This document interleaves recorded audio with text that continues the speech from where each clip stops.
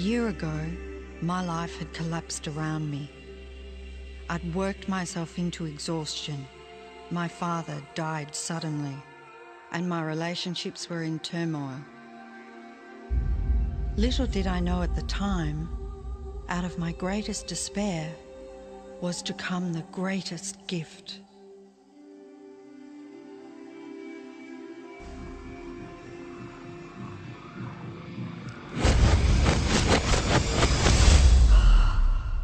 I'd been given a glimpse of a great secret.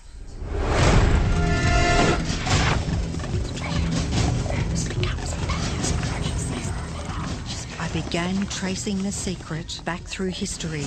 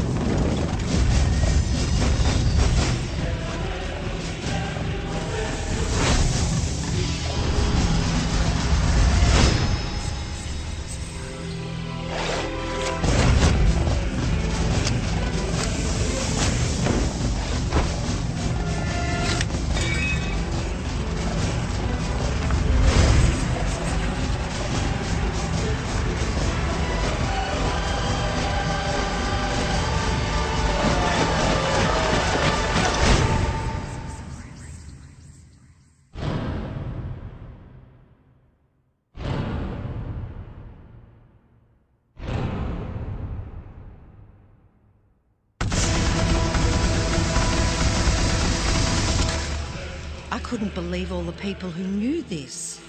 They were the greatest people in history.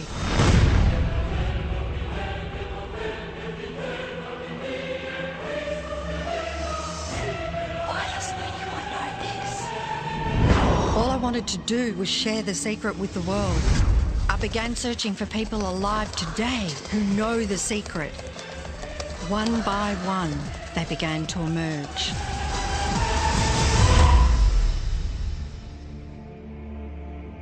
You know, this secret gives you everything you want. Happiness, health, and wealth. You can have, do, or be anything you want. We can have whatever it is that we choose. I don't care how big it is. What kind of a house do you want to live in? Do you want to be a millionaire? What kind of a business do you want to have? Do you want more success? What do you really want? I've seen many miracles take place in people's lives. Financial miracles, miracles of physical healing, mental healing, healing in relationships. All of this happened because of knowing how to apply the secret. This is the great secret of life.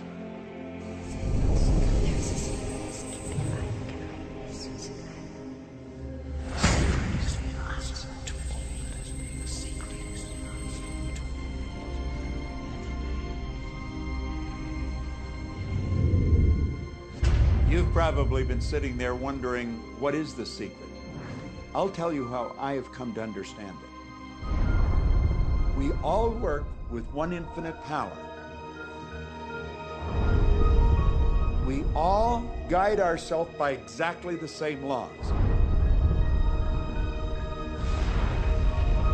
The natural laws of the universe are so precise that we don't even have any difficulty building spaceships. We can send people to the moon, and we can time the landing with the precision of a fraction of a second. I don't care if you're in India, if you're in Australia, New Zealand, Stockholm, or London, or Toronto, or Montreal, or New York. We're all working with one power, one law. It's attraction. The secret is the law of attraction. Everything that's coming into your life, you are attracting into your life. And it's attracted to you by virtue of the images you're holding in your mind. It's what you're thinking. You see, whatever is going on in your mind, you are attracting to you. Now, wise people have always known that. You can go right back to the ancient Babylonians. They've always known this. It's a small, select group of people. Why do you think that 1% of the population earns around 96% of all the money that's being earned? Do you think that's an accident? It's no accident. It's designed that way. They understand something. They understand the secret. And you are being introduced to the secret. The simplest way for me to look at the law of attraction is if I think of myself as a magnet, and I know that a magnet will attract to it. Very basically put, the law of attraction says that like attracts like, but we're really talking at a level of thought. Our job as humans is to hold on to the thoughts of what we want, make it absolute clear in our minds what we want, and from that we start to invoke one of the greatest laws in the universe, and that's the law of attraction. You become what you think about most, but you also attract what you think about most. If you see it in here, you're going to hold it here.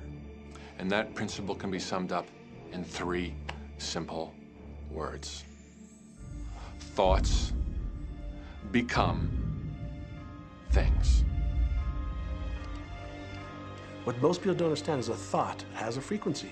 Every thought has a frequency. We can measure a thought.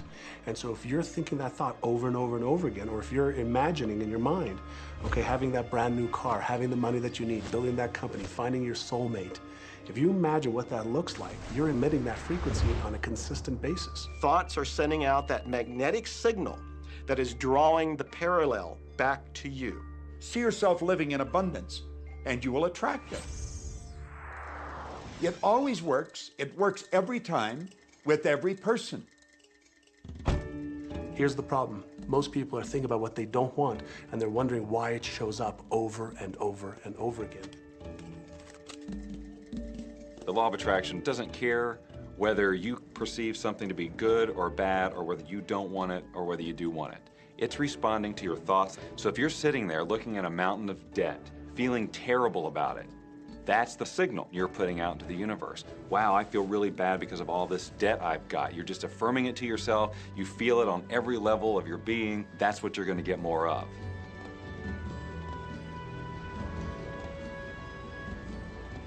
So when you're looking at that thing you want and you're saying yes to it, you're activating a thought. And the law of attraction is responding to that thought and bringing you things that match that. But when you are looking at something that you do not want and you shout no at it, you are actually not pushing it away. Instead, you are activating the very thought of what you do not want, and now law of attraction is lining those things up for you also. This is a universe that is based upon attraction. Everything is about attraction. The law of attraction is always working. Whether you believe it or understand it or not, it's always working. You might be thinking about the past or the present or the future, but whether you're remembering or observing or imagining, still in that process you are activating thought. And law of attraction, which is the most powerful law in the universe, is responding to your thought. Creation is always happening. Every time an individual has a thought or a prolonged, chronic way of thinking, they're in the creation process. Something is going to manifest out of those thoughts. Law of attraction says, we'll give you whatever it is you say and focus on. And so if you're complaining about how bad it is, what you're creating is more of how bad it is. Oh, look, I got that.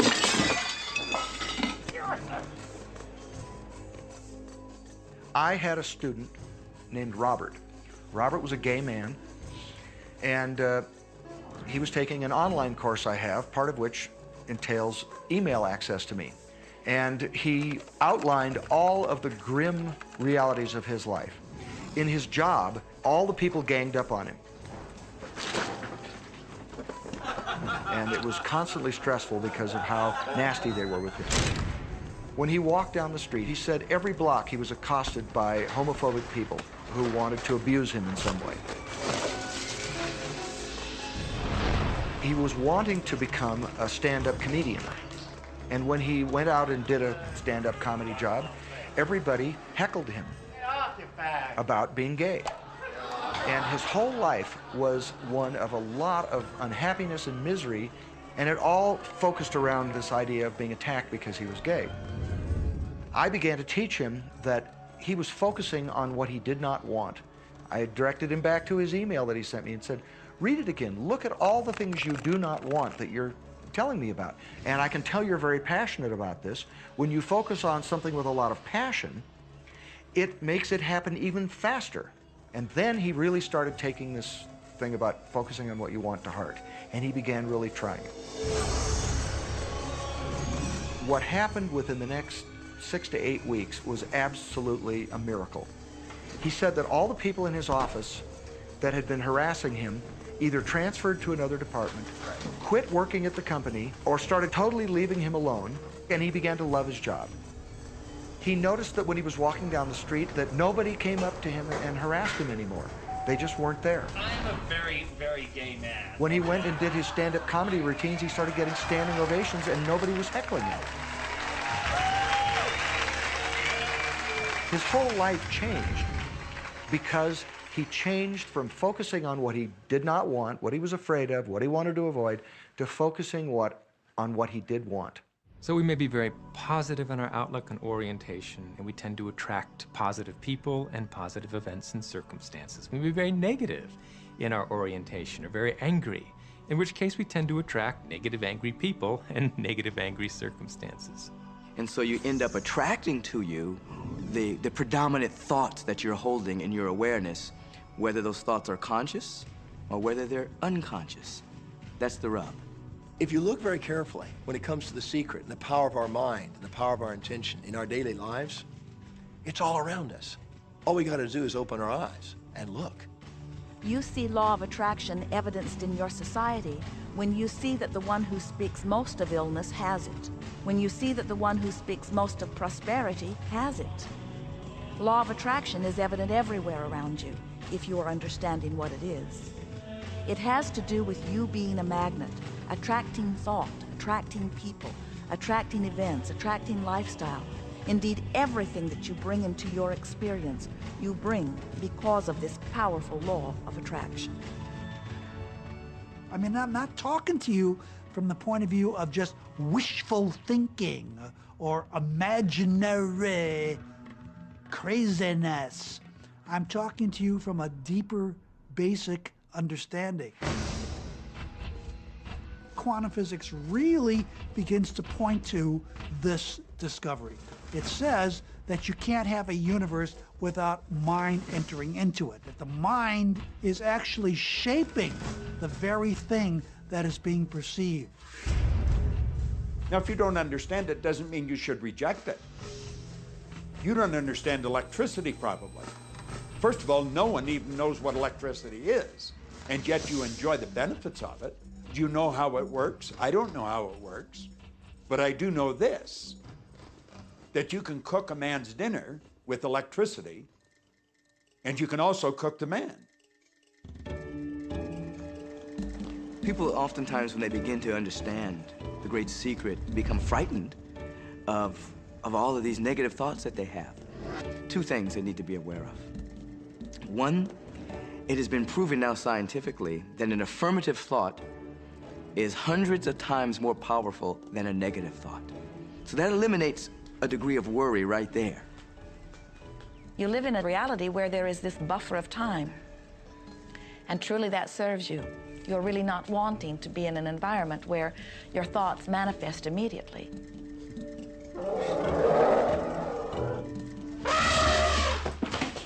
The evidence is long in coming, and that is really a good thing.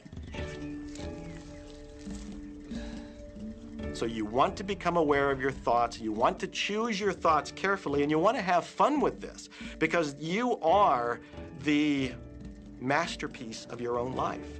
You are the Michelangelo of your own life. The David that you are sculpting is you, and you do it with your thoughts. The leaders in the past who had the secret wanted to keep the power and not share the power. So they kept people ignorant of the secret. People went to work, they did their job, they came home.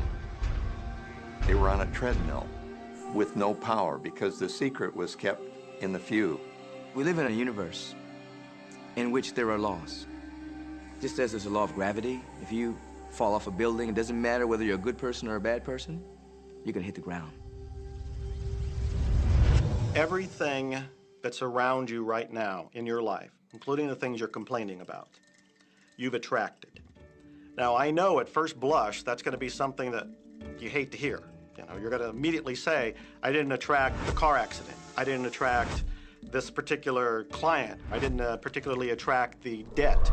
I didn't attract whatever it happens to be that you're complaining about. And I'm here to be a little bit in your face and to say, yes, you did attract it. And this is one of the hardest concepts to get. But once you've accepted it, it's life transforming. This is part of the overall giant secret here. And most of us attract by default. We just think that we don't have any control over it. Our thoughts are on autopilot, our feelings are on autopilot, and so everything is just brought to us by default. Now, if this is your first time to hear this, it may feel like, oh, I have to now monitor my thoughts. This is going to be a lot of work. It will seem like that at first, but that's where the fun begins. We do not encourage that you try to monitor your thoughts. That will sort of make you crazy. There are so many thoughts coming to you from so many different directions about so many different subjects. That's where your emotional guidance system comes in. Your emotions, your emotional guidance system is what helps you to understand what you're thinking. So your thoughts cause your feelings. The emotions are this incredible gift that we have to let us know what we're attracting. There are only two emotions from our perspective. One feels good and one feels bad. You call them all sorts of different things, but essentially, all of those negative emotions, whether you call it guilt or anger or frustration, all feel much the same. They do not feel good. And all of those are guidance saying that which you are thinking about right now is not in line with what you are really wanting. On another level, it's called bad frequency or bad vibes or whatever you want to call it. The one that feels good, that feeling of hope or happiness or love, that good feeling, that positive emotion, is guidance saying that which you are thinking right now is in alignment with what you are wanting. So it's really so simple. It's right there. The answer is, what am I attracting right now? Well, how do you feel? I feel good. Well, good. Keep doing that. Our feelings are a feedback mechanism to us about whether we're on track or not, whether we're on course or off course. The better you feel, the more in alignment you are. The worse you feel, the more out of alignment you are. What you are doing as you are moving through the variety of your day-to-day experience is you are offering thoughts that are literally formulating your future experience. And you can tell by the way you feel if the things that you're moving toward will please you when you get there.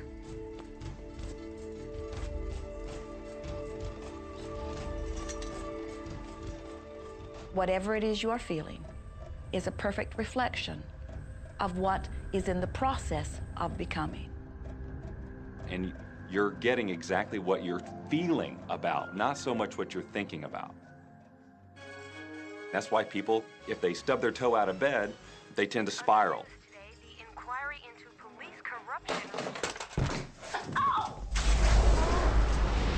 The whole day goes like that, you know? They have no clue that a simple shifting of their emotions can change their entire day and life. If you start out having a good day and you're in that particular happy feeling, as long as you don't allow something to change your mood, you're going to continue to attract, by the law of attraction, more situations, circumstances, people that sustain that happy feeling. Good days, bad days, rich get richer, poor get poorer. It's all about what these people are predominantly and continually feeling. You can begin right now to feel healthy. You can begin to feel prosperous. You can begin to feel the love that's surrounding you, even if it's not there.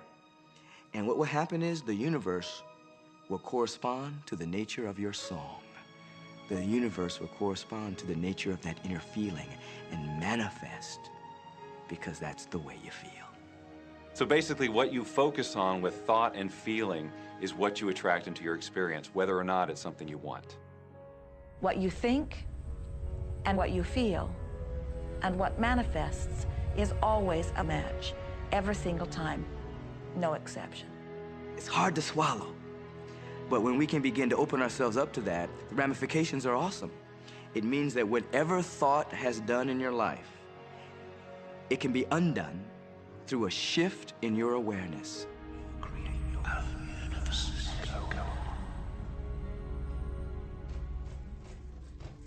It's really important that you feel good, because this feeling good is what goes out as a signal into the universe and starts to attract more of itself to you. So the more you can feel good, the more you will attract the things that help you feel good, and it'll keep bringing you up higher and higher. When you're feeling down, do you know that you can change it like that? Put on a beautiful piece of music. Start singing. That'll change your emotion. Or think of something beautiful. Think of a baby. Maybe one you love. And dwell on it. Really keep that thought in your mind. Block everything out but that thought. I guarantee you'll start to feel good. This principle applies to your family pet, for instance, which I believe are wonderful because they put you in a great emotional state. When you feel love for your pet, that's a great state of love that's going to bring goodness into your life. What a gift that is. And when you begin to get the hang of this, when you begin to guide your thoughts based upon the way they feel, and you begin to notice the correlation between what you're feeling and thinking and what's coming back to you, before you know it, you will know that you are the creator of your own reality. And those who are watching from a distance will stand in amazement at the perfect life you live. Since I learned the secret and started applying it to my life has truly become magical. I think the kind of life that everybody dreams of, and I live on a day-to-day basis. I live in a $4.5 million mansion. I have a wife to die for. I get to vacation in all the fabulous spots of the world. I've climbed mountains, I've explored, I've been on safaris. And all of this happened and continues to happen because of knowing how to apply the secret.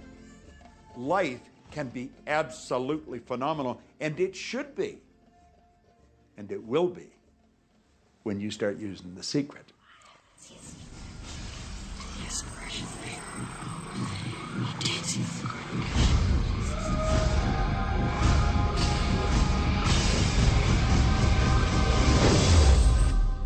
Well, a lot of people ask me what their job is in the creative process and what the job of the universe is. So let's look at that for a moment. Let's use this metaphor. If you think about Aladdin and his lamp, you've probably heard of that one.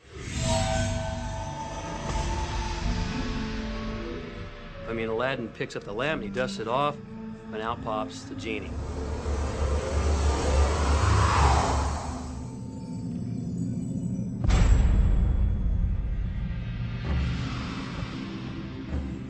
And the genie always says one thing.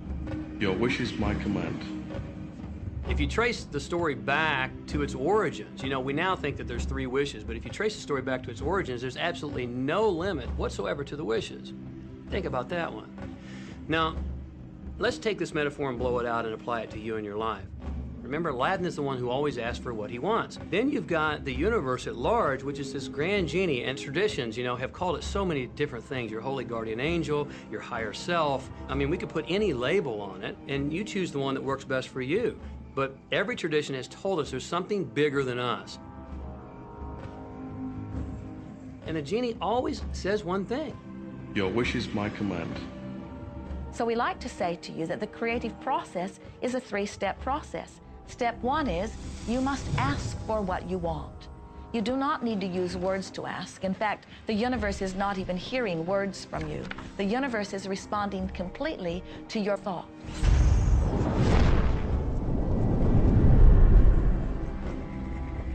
What do you really want? Sit down and write it out on a piece of paper. Write it in the present tense. You might begin by writing, I am so happy and grateful now that, and then explain how you want your life to be in every area. And this is really fun. This is like having the universe as your catalog, and you flip through it and you go, well, I'd like to have this experience, and I'd like to have that product, and I'd like to have a person like that. It is you just placing your order with the universe. It's really that easy. The second step is answer, an answer to what you're asking.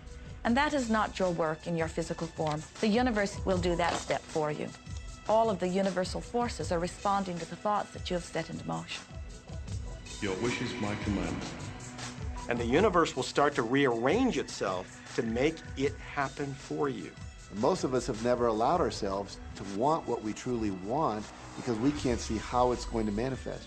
If you do just a little research, it is going to become evident to you that anyone that ever accomplished anything did not know how they were going to do it. They only knew they were going to do it. You don't need to know how it's going to come about. You don't need to know how the universe will rearrange itself. You don't know how, it'll be shown to you. You will attract the way. So then our friends say, something must be going terribly wrong because I know I am asking, so where's my stuff? And we say, you are asking. You are completing step one. You can't help but do that. The universe is answering every time, no exception. But there is another step that you must understand, and it is called step 3, which is the receiving step, which means you must bring yourself into alignment with what you're asking for. When you're in alignment with what you want, you feel wonderful. That's what enthusiasm is. That's what joy is. That's what appreciation is. That's what that feeling of passion is. But when you are feeling despair or fear or anger, those are strong indicators that you are not right now in alignment with what you're asking for. And so when you begin to realize that the way you feel is everything, and you begin to direct your thoughts based upon how they feel, little by little, you can find the feeling place of it, and now you are one with it, and now it must manifest into your experience.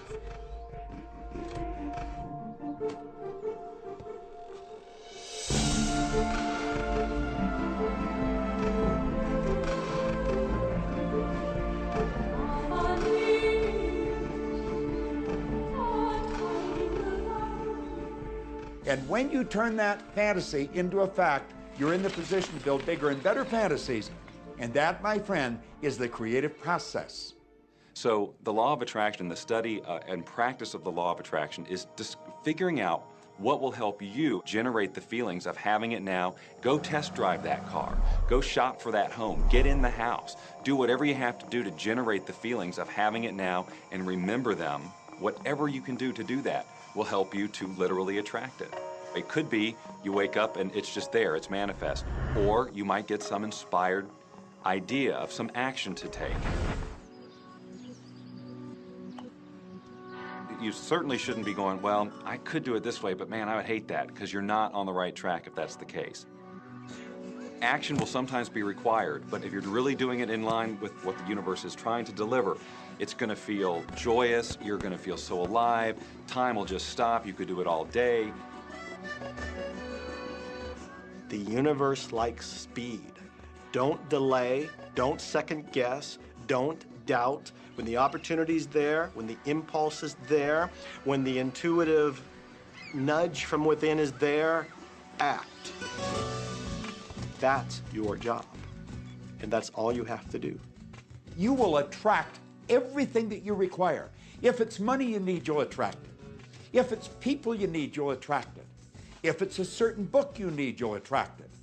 You've got to pay attention to what you're attracted to. Because as you hold images of what you want, you're going to be attracted to things and they're going to be attracted to you. But it literally moves into physical reality with and through you. And it does that by law. You can start with nothing. And out of nothing, and out of no way, a way will be made. Think of this, a car driving through the night, the headlights only go 100 to 200 feet forward. And you can make it all the way from California to New York, driving through the dark, because all you have to see is the next 200 feet. And that's how life tends to unfold before us. And if we just trust that the next 200 feet will unfold after that, and the next 200 feet will unfold after that, your life will keep unfolding, and it will eventually get you to the destination of whatever it is you truly want, because you want it.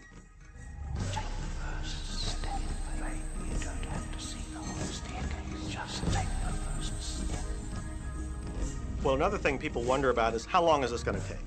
How long will it take to manifest the car, the relationship, the money, whatever it happens to be? Well, I don't have any rule book that says it's going to take you 30 minutes or 3 days or 30 days. I think it's more a matter of you being in alignment with the universe itself. Size it's nothing to the universe. It is no more difficult to attract on a scientific level something that we consider huge to something that we consider infinitesimally small. The universe does everything it does with zero effort. Grass doesn't strain to grow. It's effortless. It's just this great design. It's all about what's going on up here. It's about what we put in place, saying this is big, it's going to take some time. This is small, oh, I'll give it an hour. You know, those are our rules that we define. There are no rules according to the universe. You provide the feelings of having it now, it will respond. Some people have an easier time with little things, and so we sometimes say, well, start with something small, like a cup of coffee. Make it your intention to attract a cup of coffee today. Hold an image of talking to an old friend that you haven't seen for a long time. Somehow or another, somebody's going to start talking to you about that person. That person's going to phone you, or you'll get a letter from them. People are amazed how that I line up car parks, and I've done this right from when I first understood the secret. I would visualize a car space exactly where I wanted, and 95% of the time it would be there for me, and I'd just pull straight in. 5% of the time I'd have to wait just a minute or two, and the person would pull out and I'd pull in. So I do that all the time.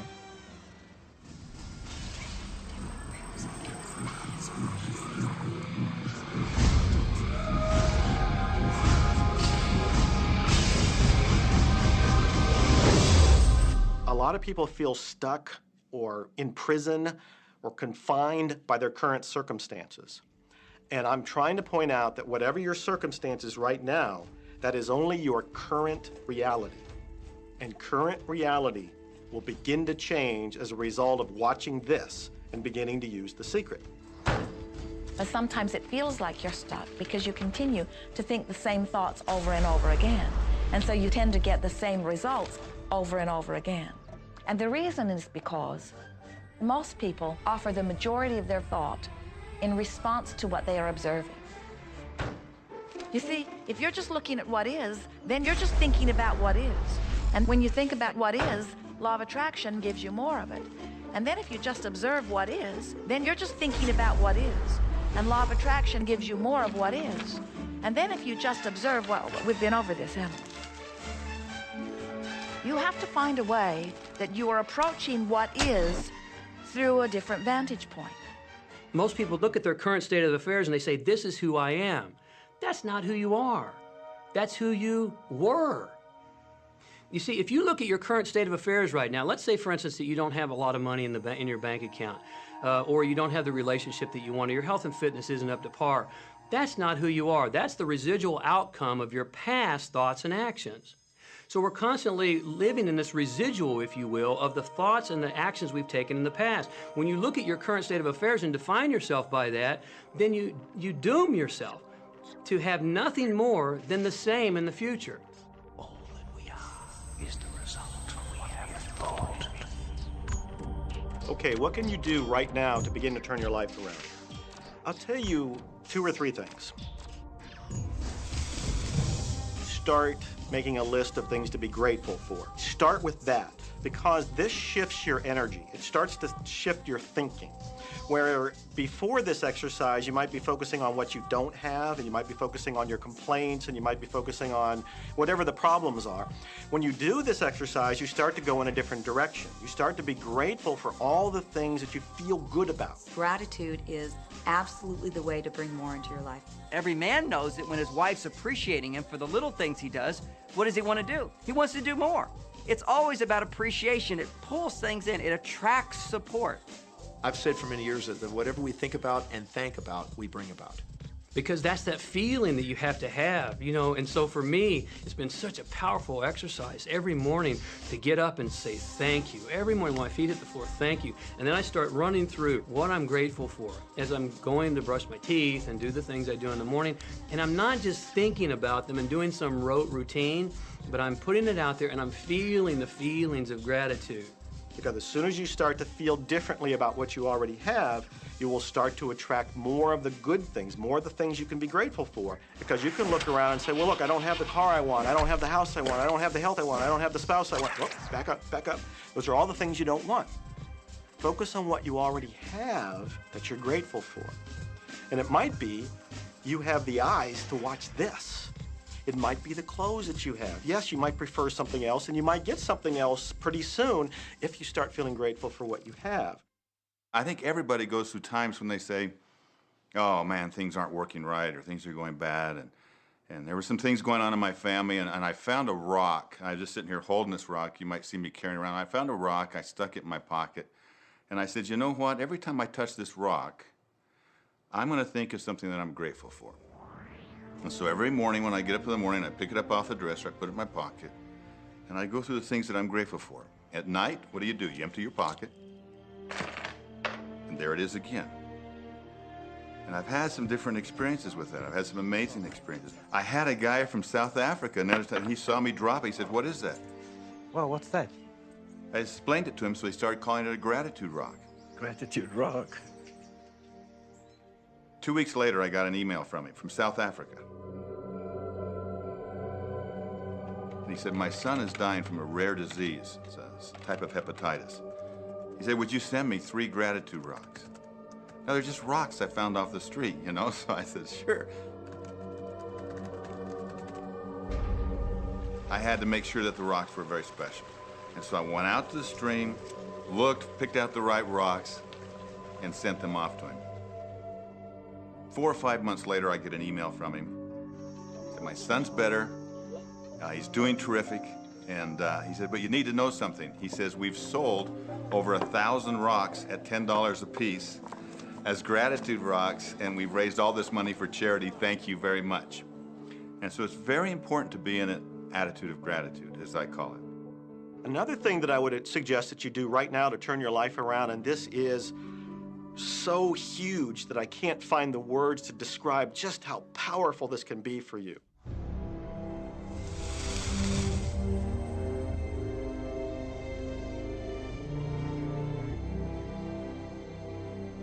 I took the visualization process from the Apollo program and instituted it during the 1980s and 90s into the Olympic program.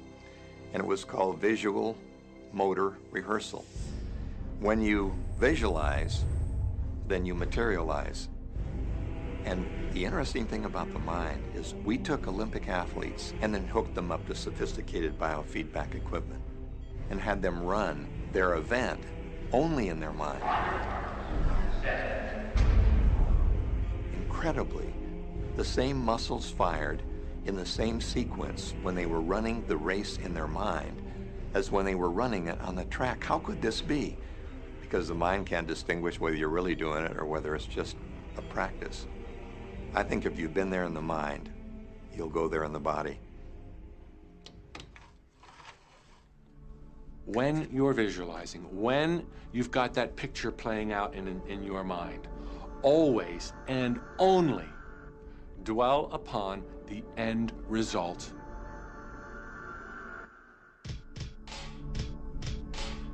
Here's an example.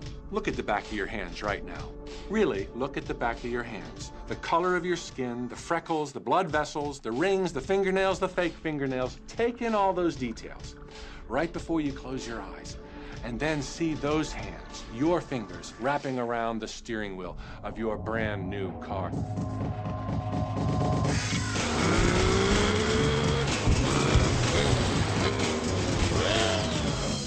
This is such a holographic experience, so real in this moment, that you don't even feel like you need the car because it feels like you already have it. It's the feeling that really creates the attraction, not just the picture or the thought. And I think for a lot of people, they think, well, if I think positive thoughts, or if I visualize having what I want, that'll be enough. But if you're doing that and still not feeling abundant or feeling, loving and joyful, then it doesn't, from my mind, really create the power of the attraction. This is where the secret actually moves into action. You put yourself in the feeling place of really being in that car, not, oh, I wish I could get that car, or someday I'll have that car, because that's a very definite feeling associated with that. It's not in the now, it's not, it's in the future. If you stay in that feeling, it will always be in the future. Feel the joy, feel the happiness, no matter how silly it seems in that dark and quiet room, and you're going, woohoo! Do it! A lot of people will say, come on, do I have to do that? How bad do you want change?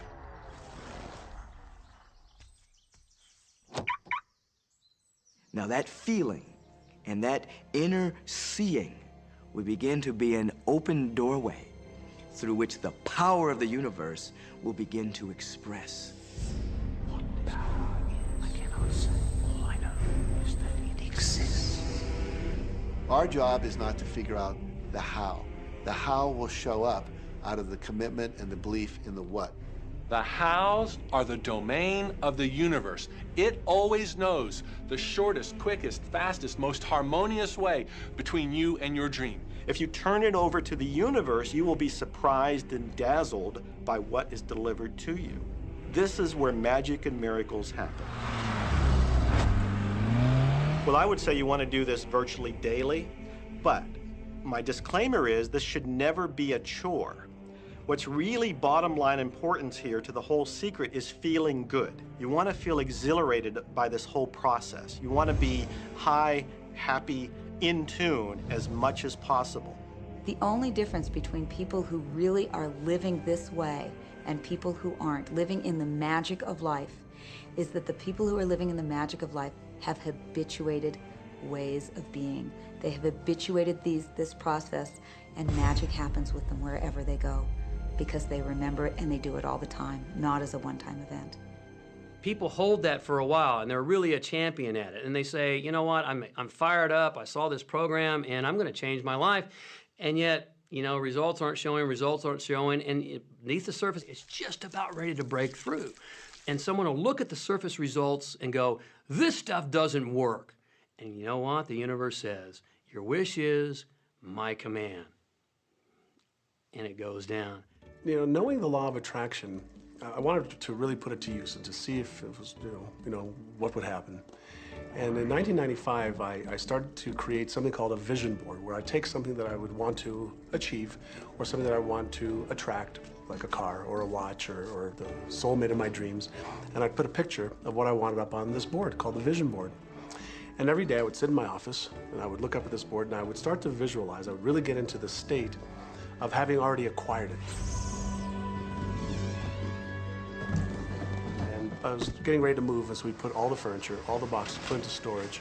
And I made 3 different moves over a period of 5 years. And then I ended up in California and bought this house, renovated it for a year, and then had all the stuff brought from my former home 5 years earlier. One morning, about 7:30 in the morning, my son comes into my office, and one of the boxes that was sealed for 5 years was right at the doorstep. And my son, Keenan, was sitting on the box, banging away at the box, and I said, sweetheart, will you please stop? I'm doing some work here. And he says, what's in the boxes, Daddy? And I said, well, honey, those are my vision boards. What's a vision board?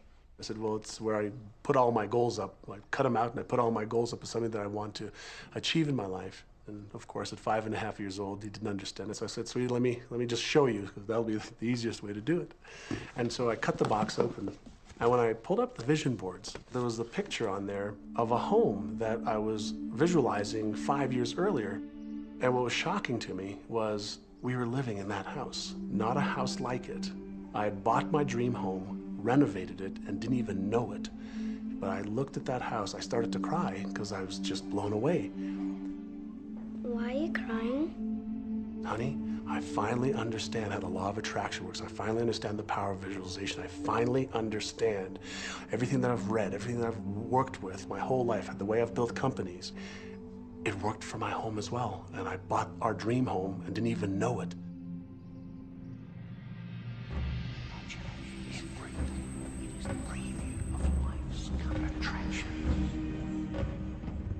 Decide what you want, believe you can have it, believe you deserve it, and believe it's possible for you.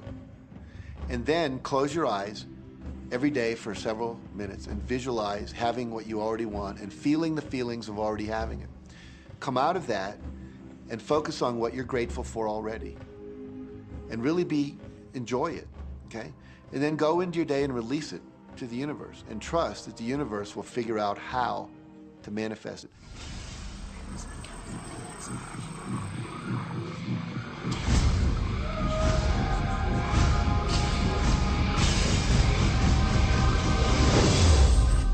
No, The Secret was definitely a real transformation for me because I grew up in a family where my dad was very negative, thought that rich people were people that had ripped everyone off, thought that anyone who had money, must have deceived somebody.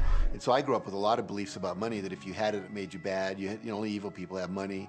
And, money doesn't grow on trees. That was a big one. Who do you think I am, Rockefeller? That was one of his favorite phrases. So I grew up truly believing that life was difficult, that it was hard, you had to struggle. And it was only when I met W. Clement Stone that I literally began to shift my life. Whatever the mind of man can conceive and achieve. When I was working with Stone, he said, I want you to set a goal that's so big that if you achieved it, it would blow your mind. And you would know it's only because of what I've taught you that you would have achieved this goal. Well, at the time, I was making about $8,000 a year. And for some reason, I wanted something that was really measurable. So I said, I want to make $100,000 in a year. Now, I had no idea how I could do that. I saw no strategy, no possibility, but I just said, I'm going to declare that, I'm going to believe it, I'm going to act as if it's true, and release it. And so I did that. And one of the things he taught me was every day to close your eyes and visualize the goal as if it's already achieved. And I had actually made a $100,000 bill that I put on the ceiling. So the first thing I'd see when I woke up, I'd look up and there it was, and it would remind me that this was my intention. And then I would close my eyes and visualize having this $100,000 a year lifestyle. And interestingly enough, nothing major happened for about 30 days. I didn't have any great breakthrough ideas. No one was offering me more money. And all of a sudden, I was in the shower, it was about 4 weeks into it, and I had a $100,000 idea. It just came right into my head. I had a book I had written, and I said, if I could sell 400,000 copies of my book at a quarter each, that'd be $100,000. Now, the book was there, but I never had this thought. And one of the secrets, I think, is that when you have inspired thought, you have to trust it and you have to act on it. Now, I didn't know how to do that. I didn't know how I was going to sell 400,000 copies. We'd never done that. And then I saw the National Enquirer at the supermarket. I had seen that millions of times, and it was just background. And all of a sudden, it jumped out of me as foreground, and I thought, wow, if readers knew about my book, certainly 400,000 people would go out and buy it. And about 6 weeks later, I gave a talk at Hunter College in New York to 600 teachers, and this lady comes up at the end and she says, that was a great talk. I'd like to interview you. Let me give you my card. And I said, who do you write for? I'm a freelancer, but I sell most of my stuff to the National Enquirer. And I had this little theme from the Twilight Zone went off in my head. Na, na, na, na, na, na. You're like, whoa, this stuff's really working. So that article came out, and our book sales started to take off. But the point I want to make is that I was attracting into my life all these different events, including this person. And to make a long story short, I did not make $100,000 that year. We made $92,327. But do you think we were like depressed and going, this doesn't work? No, we were going, whoa, this is amazing. And so my wife said to me, wow, if it works for 100,000, you think it'll work for $1 million?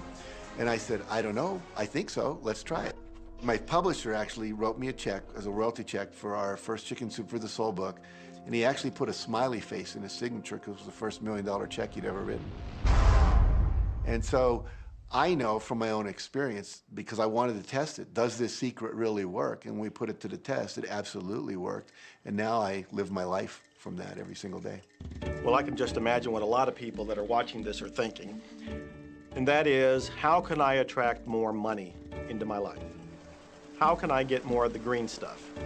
How can I get more wealth and prosperity? How can I, when I love my job, deal with the credit card debt that I have? And the realization that maybe there's a ceiling on the money that can come in because it's coming to me through my job. How can I bring in more? Intend it. This goes back to one of the things we've been talking about throughout the whole secret. Your job is to declare what you would like to have from the catalog of the universe. Well, if cash is one of them, say how much you would like to have. I would like to have $25,000 unexpected income within the next 30 days. or whatever it happens to be. It should be believable for you. Most people have a goal of getting out of debt. That'll keep you in debt forever. Whatever you're thinking about, you will attract. You'll say, but it's get out of debt. I don't care if it's get out or get in. If you're thinking debt, you're attracting debt. Set up an automatic debt repayment program and then start to focus on prosperity. So many times people say to me, well, I'd like to double my income in the next year. But then you look at their actions and they're not doing the things that are going to make that happen. And they'll turn right around and go, well, I can't afford that. Okay, guess what? Your wish is my command. As you are fussing about not having enough money, as you are talking to your friend about not having enough money, as you are feeling unhappy about not having enough money, you are actually activating within yourself or continuing the activation of a thought that is very different from the desire that you have launched. What it just comes down to is you just can't want more money and focus upon not enough. When I first understood the secret, I was getting bills. Every day I'd get a bunch of bills in the mail. And I thought, how do I turn this around? The law of attraction states that what you focus on, you will get. So I got a bank statement. I whited out the total and I put a new total in there. I put exactly how much I wanted to see in the bank. So I thought, what if I just visualize checks coming in the mail? So I just visualize a bunch of checks coming in the mail. Within just 1 month, things started to change. And it is amazing. Today, I just get checks in the mail. I get a few bills, but I get more checks than bills. I grew up on you have to work hard for money, you have to work hard for money. And so I replaced that with money comes easily and frequently. Now, in the beginning, it feels like a lie, right? There was a part of your brain that will say, oh, you liar, it's hard. So you have to know it's this little tennis match that will go on for a while. When it comes to creating wealth, wealth is a mindset. It's all about how you think. I'd say 80% of my coaching that I do one-on-one with folks is about their psychology and the way they think. And I know when people are listening, they say, oh, well, you can do it, I can't. Every person has the capability to change the way they're in a relationship and conversation with money. I find so many people who maybe make a tremendous amount of money, but their relationships stink. That's a technical term, by the way. And that's not wealth. It really isn't. You can go after the money and you might get rich, but it doesn't guarantee you'll be wealthy. I'm not suggesting that money isn't a part of wealth. It absolutely is, but it's only a part. And then I meet a lot of people who are quote unquote spiritual, but they're sick and broke all the time. That's not wealth either. Life is meant to be abundant in all areas. Many people in Western culture are striving for success. They want to have the home, they want their business to work, they want all of these things. But what I found in my research is that having those things certainly doesn't guarantee what we really want, which is happiness. And that's when all those outer things come. They don't come from going after them first to get happiness. It's backwards. You go for the sense of inner joy, of inner peace, of inner vision first, and then all the other things from the outside appear.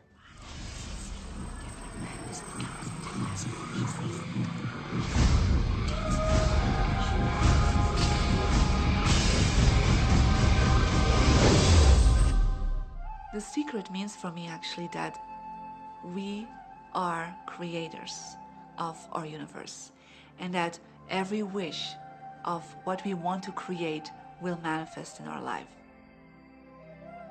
Therefore, it's very important what you wish, what your thoughts are, what your feelings are, because it will manifest. Now, one day I went into somebody's home, and he was an art director of a very famous film producer. And in every corner, he had this beautiful image of a woman, a naked woman dressed with a fabric, kind of doing this, kind of saying, oh, I don't look at you, I don't see you, And I said, I think you have trouble in your romance. Are you a clairvoyant or something? No, but look, 7 places you have exactly that woman. But I love that kind of painting. I painted it myself. That's even worse, I said, because you put all your creation and your creativity in it. Now, he's this gorgeous-looking man. He has all these actresses around him because that's the work he does. He doesn't get romance. I said, what do you want? Well, I want to date 3 women a week. Okay, paint yourself with 3 women and hang it in every corner.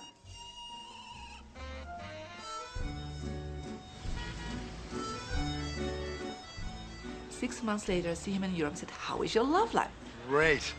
They just call me. They all want to date me. Because that's your wish. Now I have like 3 dates a week. They're fighting over me. Good on you.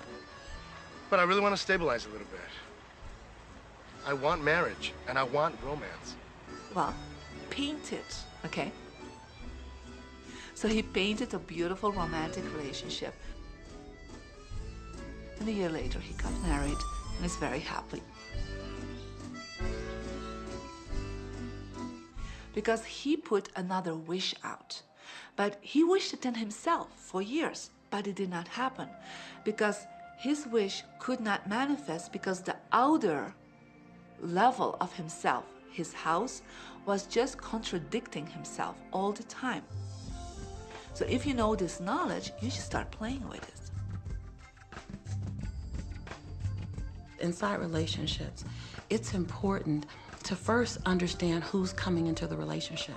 And I don't mean about your partner, I mean about you.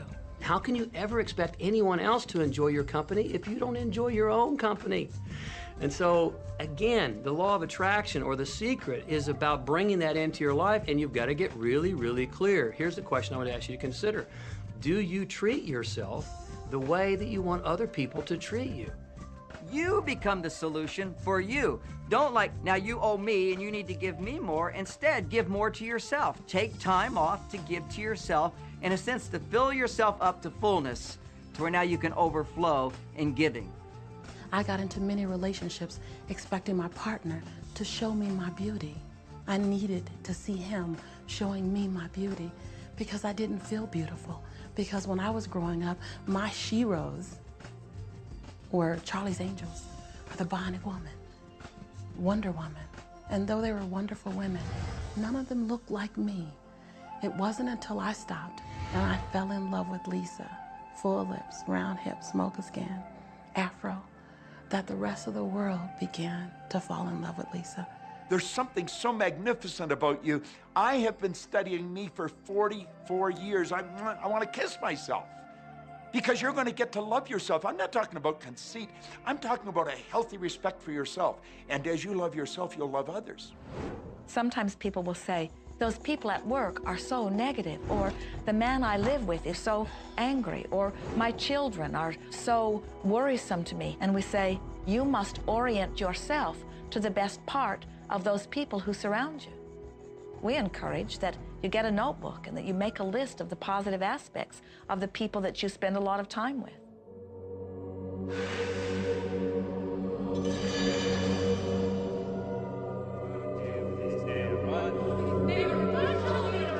There could be someone that you have a terrible experience with, a terrible relationship with. And in the privacy of your own mind, and with quite a bit of work, we will admit, as you focus upon things that you like most, those people will become that mostly to you.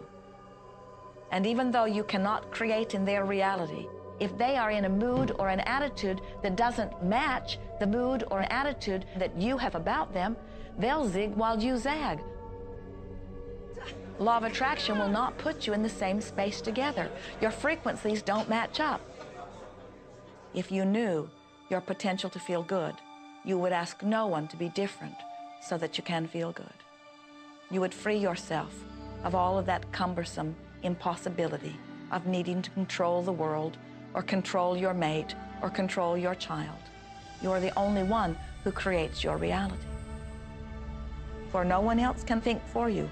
No one else can do it. It is only you. Every bit of it you.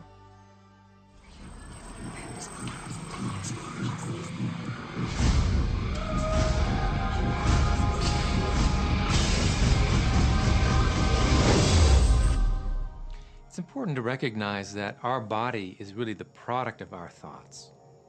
We're beginning to understand in medical science the degree to which the nature of thoughts and emotions actually determines the physical substance and structure and function of our bodies. We've known in the healing arts of a placebo effect. A placebo is something that supposedly has no impact and no effect on the body, like a sugar pill or something. You tell the patient that this is just as effective. And what happens is the placebo has the same effect, if not greater effect, than sometimes the medication is supposed to be designed for that effect. So they found out that the human mind is the biggest factor in the healing arts. more so than sometimes the medication. If somebody is in a situation where they're sick and they have an alternative to try to explore what is in their mind creating it versus using medicine, if it's an acute situation that could really bring death to them, then obviously the medicine is a wise thing to do while they explore what the mind is about. So you don't want to negate medicine. Every form of healing has a place. There is only a stream of well-being that flows, you know. It is a stream of pure positive energy. And the universe, all that we know, is abundant with only that. This is a world that is based upon well-being, and well-being dramatically abounds. And when you are allowing that stream to flow in its fullness, you feel very, very good. And when you are pinching it off a bit, you feel not so good. There is only a stream of goodness or well-being which you are allowing or not. And your magnificent emotions are telling you what the mix is, how you're doing in your allowing or your resisting of this connection. You know people who have had terminal disease. Stop and think of the word dis-ease. Hyphenate the word. That's a body that's not at ease. We've got 1,000 different diagnoses and disease out there. They're just the weak link. They're all the result of one thing, stress. And you put enough stress on the chain, you put enough stress on the system, and one of the links breaks. Our physiology creates disease to give us feedback, to let us know we have an imbalanced perspective and we're not loving and we're not grateful. So the body's signs and symptoms are not something terrible. The question that's frequently asked is when a person has manifested a disease in their body temple or some kind of discomfort in their life, through the power of right thinking, can it be turned around? And the answer is absolutely yes. On November 23rd, I was diagnosed with breast cancer. I truly believed in my heart, with my strong faith, that I was already healed. During the day, all day long, I would just say, thank you for my healing. On and on and on I went, thank you for my healing. I believed in my heart I was healed. I saw myself as if cancer was never in my body. One of the things I did to heal myself was to watch very funny movies. That's all we would do, is just laugh, laugh, laugh. We couldn't afford to put any stress in my life because we knew stress was one of the worst things you can do while you're trying to heal yourself. From the time I was diagnosed, which was November 23rd, to the time I was healed totally was approximately 3 months. And that's without radiation and chemotherapy. Well, we come with a basic program. It's called self-healing. You get a wound, it grows back together. You get a bacterial infection, the immune system comes and takes care of those bacteria and heals it up. The immune system is made to heal itself. Dis-ease cannot live in a body that's in a healthy emotional state. Your body is casting off millions of cells every second, and it's creating millions of new cells. In fact, literally, parts of our body are replaced every day. Other parts take a few months, other parts a couple of years. But within a few years, we have a brand new physical body. If you have a disease and you're focusing on it and you're talking to people about it, you're going to create more diseased cells. See yourself living in a perfectly healthy body. Let the doctor look after the disease. Can you feel the difference between having painful arthritis in your hips and feeling fearful about it, or having painful arthritis in your hips and feeling hopeful about it? The difference between fearful and hopeful is the difference between recovery or not. Happier thoughts lead to essentially a happier biochemistry, a happier, healthier body. Negative thoughts, stress have been shown to seriously degrade the body and the functioning of the brain, because it's our thoughts and emotions that are continuously reassembling, reorganizing, recreating our body. Remove physiological stress from the body, and the body does what it was designed to do. It heals itself. I've seen kidneys regenerated. I've seen cancer dissolved.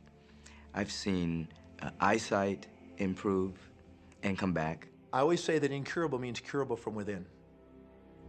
You can change your life and you can heal yourself.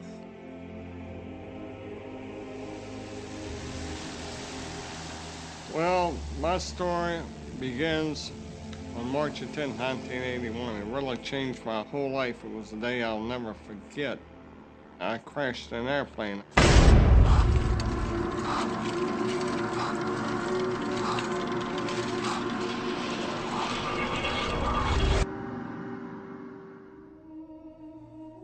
I ended up in the hospital completely paralyzed. My spinal cord was crushed. I broke the first and second cervical vertebrae.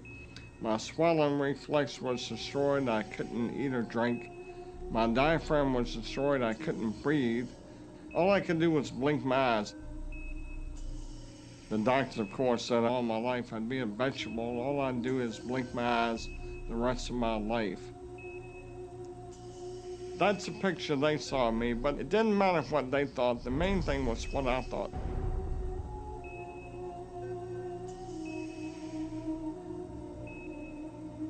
I picture myself being a normal person again, walking out of that hospital. The only thing I had to work with in the hospital was my mind. As long as you have your mind, you can put things back together again.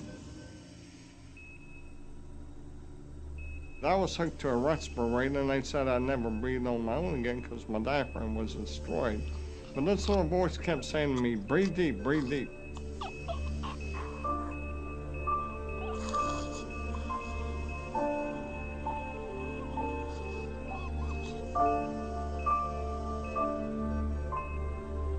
Finally, I was weaned from it. They were at a loss for an explanation. See, I could not afford to allow anything to come in my mind that would distract me from my goal and from my vision.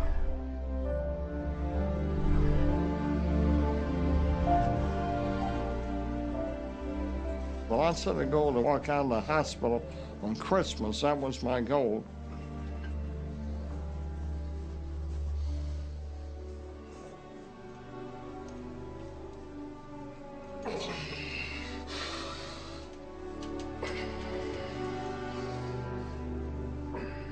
Eight months later, I walked out of the hospital on my own 2 feet.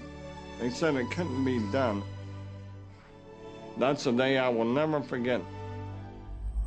For people that are sitting out there right now watching this program that are hurting, if I wanted to sum up my life and sum up for people what they can do in life, I would sum it up this way in 6 words. Man becomes what he thinks about.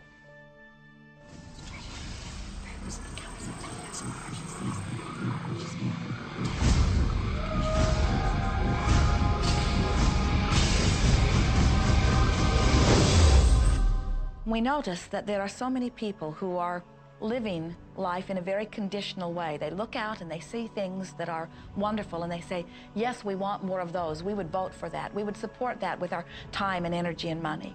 But then they look out and they see things that they do not want, terrible things that they do not want to live and that they do not want to see others live. And they say, we've got to do something about getting rid of those things.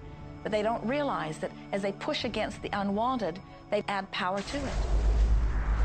In this world, there is a war against poverty and a war against cancer and a war against teenage pregnancy and a war against terrorism and a war against violence and a war against terrorism. Did we mention that there's a war against terrorism? And all of this pushing against is only adding to, because you can't say no and make it go away. When you shout no, law of attraction is lining that up.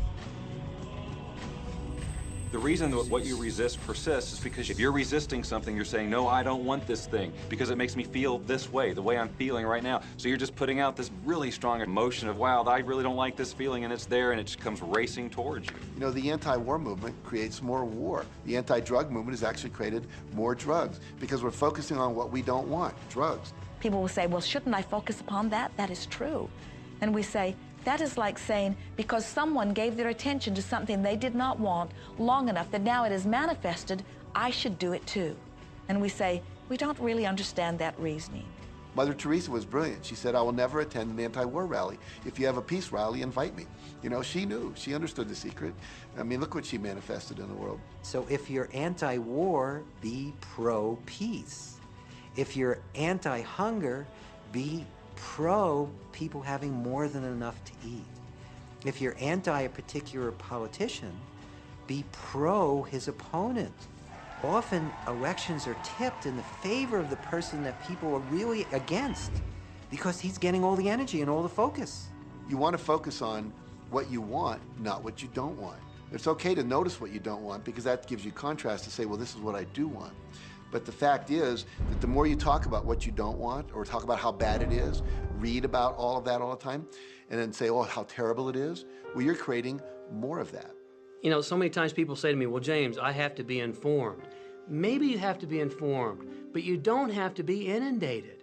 Learn to become still and to take your attention away from what you don't want and all the emotional charge around it and place the attention on what you wish to experience. I always say when the voice and the vision on the inside become more profound and more clear and loud than the opinions on the outside, you've mastered your life. You are not here to try to get the world to be just as you want it to be.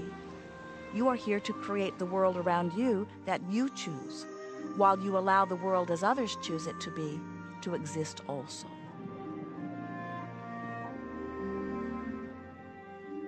One of the questions I get almost all the time, and it's probably on somebody's mind right now if it's not on yours, and that's the idea that, well, if everybody uses The Secret and they all treat the universe like a catalog, aren't we going to run out of stuff? Won't everybody just make a run for it and bust the bank? What's beautiful about the teaching of the Great Secret is that there's more than enough to go around for everyone. There is a lie that acts like a virus within the mind of humanity. And that lie is there's not enough good to go around. There's lack, and there's limitation, and there's just not enough. That lie has people living in fear, greed, stinginess, and those thoughts of fear, greed, stinginess, and lack become their experience. So the world has taken a nightmare pill. Now, the truth is, there's more than enough good to go around. There's more than enough creative ideas. There's more than enough power. There's more than enough love. There's more than enough joy. All of this begins to come through a mind that is aware of its own infinite nature. Every great teacher who's ever walked the planet has told us that life was meant to be abundant. And so, just when we think that resources are dwindling, we find new resources to achieve the same things. And so even though we say we have lack, it's because we don't open up our vision and see all of what's around us. You know, when everybody starts to live from their heart and go for what they want, they don't go for the same things. That's the beauty of this. We don't all want BMWs. We don't all want the same person. We don't all want the same experiences. We don't all want the same clothing. We don't all want fill in the blank. There's enough for everyone. If you believe it, if you can see it, if you act from it, it will show up for you. That's the truth. So let the variety of your reality thrill you as you get to choose from among it those things that you're wanting. And when you see something that you want in your experience, think about it. Find the feeling place of it. Get inside of it. Talk about it and write it down. Write a script about it. Make it your reality by becoming a match to it. And when you see those things that you're not wanting in your experience, do not talk about them. Don't write about them. Don't join groups that worry about them. Don't push against them. Do your best to ignore them. Remove your attention from the things that you do not want, while you give your undivided attention to the things that you do want. Most of the leaders in the past missed the great part of the secret, which is empowering and sharing with others. This is the best time to have ever been alive in history. It's the first time we've ever had the power to gain knowledge at our fingertips.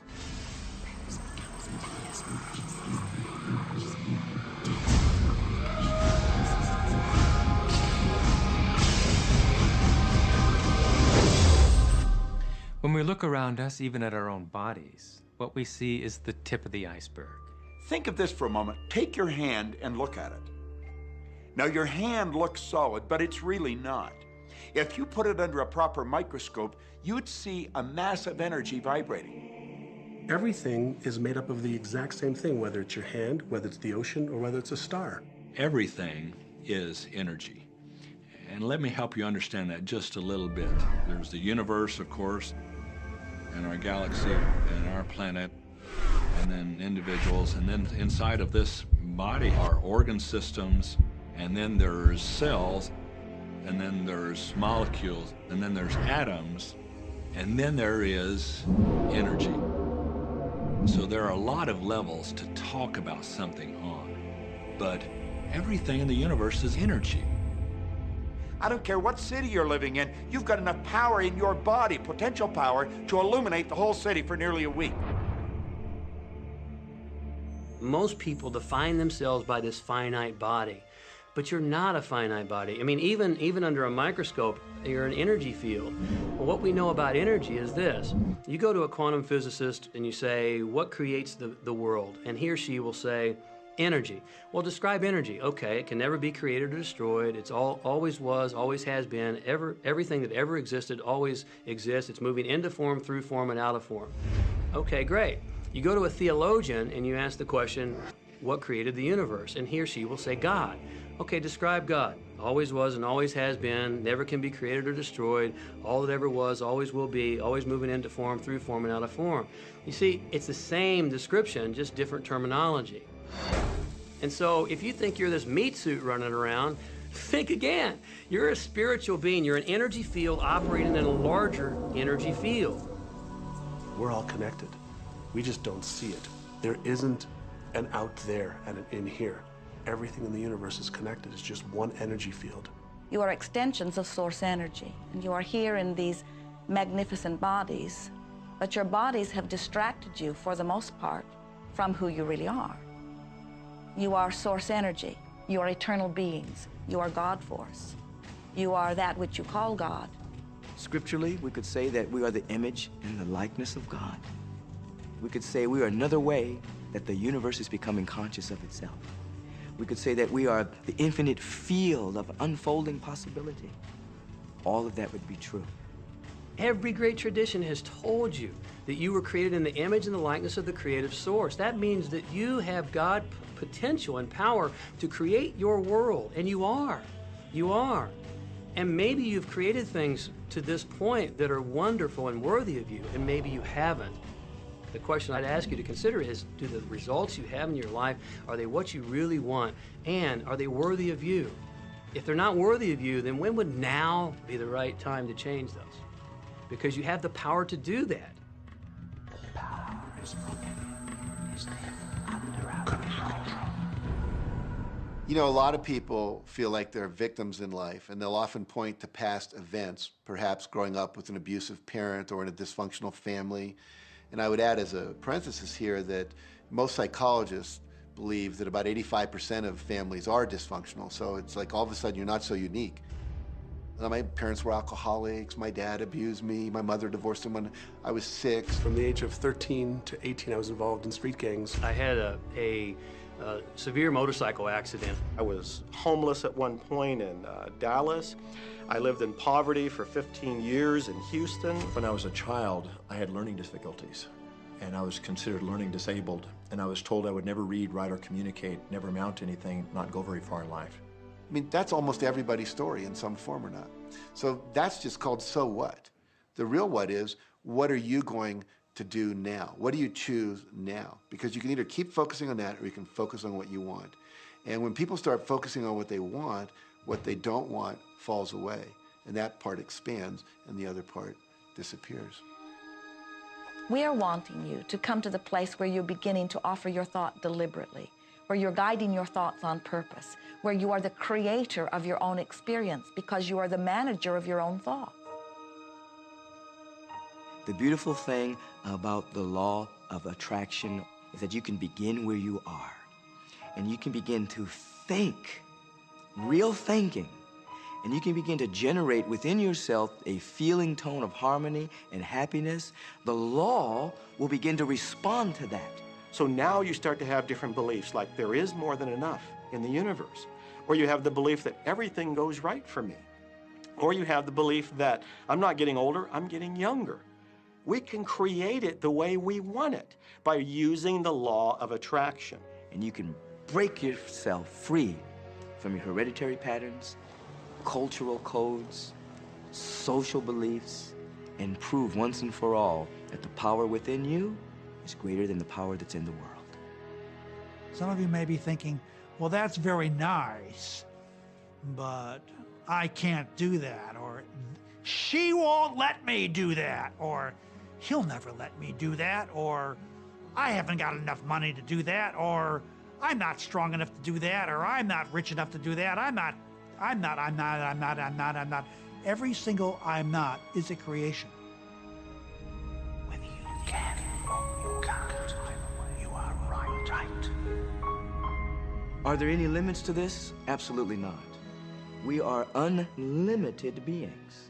We have no ceiling. The capabilities and the talents and the gifts and the power that is within every single individual on this planet is unlimited.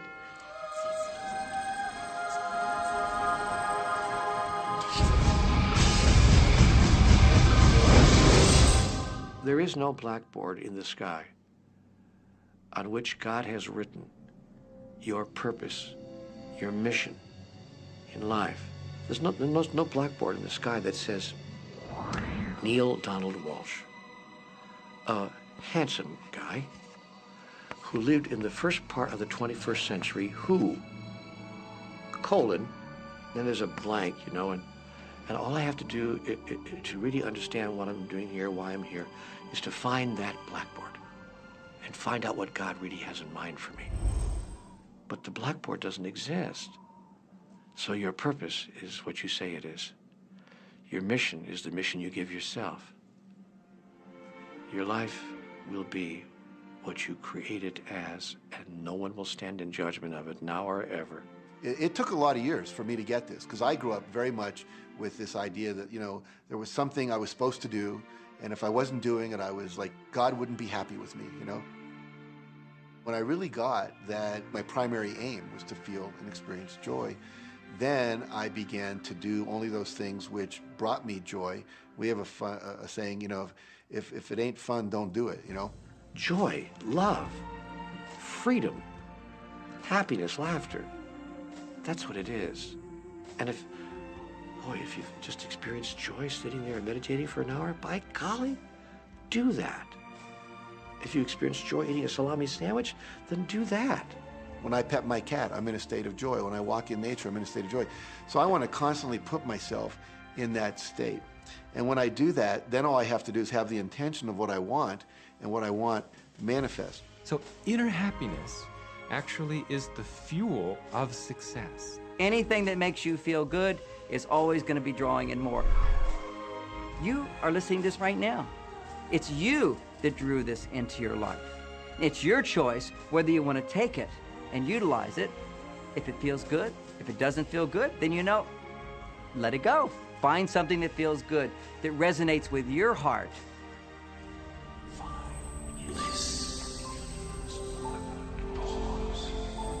Joseph Campbell said, "Follow your bliss."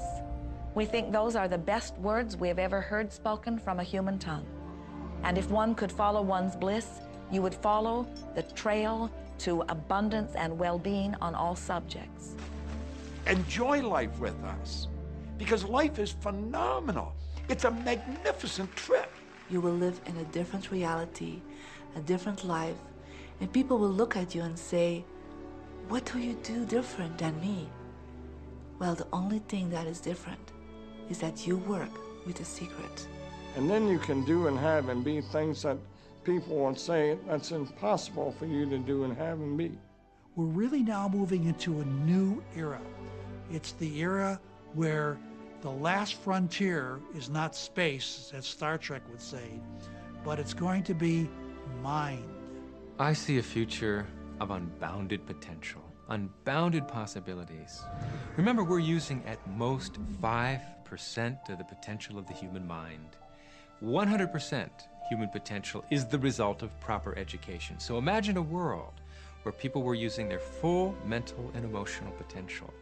We could go anywhere, We could do anything, achieve anything. See yourself with the good that you desire. Every religious book tells us that. Every great book on philosophy, every great leader, all the avatars who have ever lived. Go back and study the wise ones. Many of them have been presented to you in this program.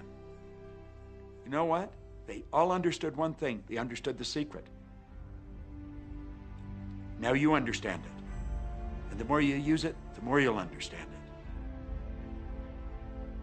it. You may be feeling that it would be easier to be hearing these words if they had come to you the first day of your experience upon this earth. And if we were talking to you on your first day of physical life experience, we would say to you, welcome to planet Earth.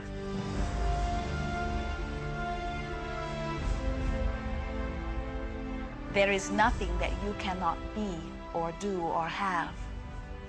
You are a magnificent creator, and you are here by your powerful and deliberate wanting to be here. Go forth, giving thought to what you are wanting, attracting life experience to help you decide what you want. And once you have decided, giving thought only unto that. Most of your time will be spent collecting data that will help you decide what it is you want. But your real work is to decide what you want and then to focus upon it. For it is through focusing upon what you want that you will attract it. That is the process of creating. I believe that you're great, that there's something magnificent about you. Regardless of what has happened to you in your life, regardless of how young or how old you think you might be, the moment you begin to think properly, there's something that is within you, there's power within you that's greater than the world, it will begin to emerge. It will take over your life. It will feed you. It will clothe you. It will guide you, protect you, direct you, sustain your very existence if you let it. Now that is what I know for sure.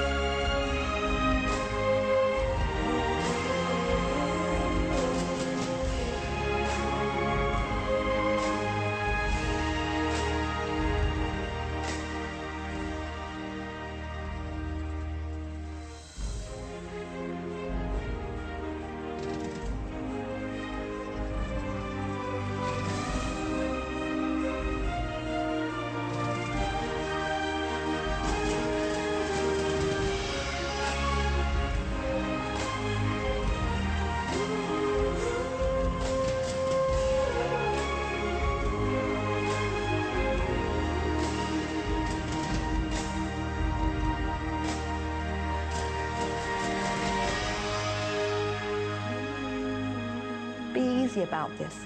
Have fun with it. There is nothing you are supposed to do, only that which you want to do.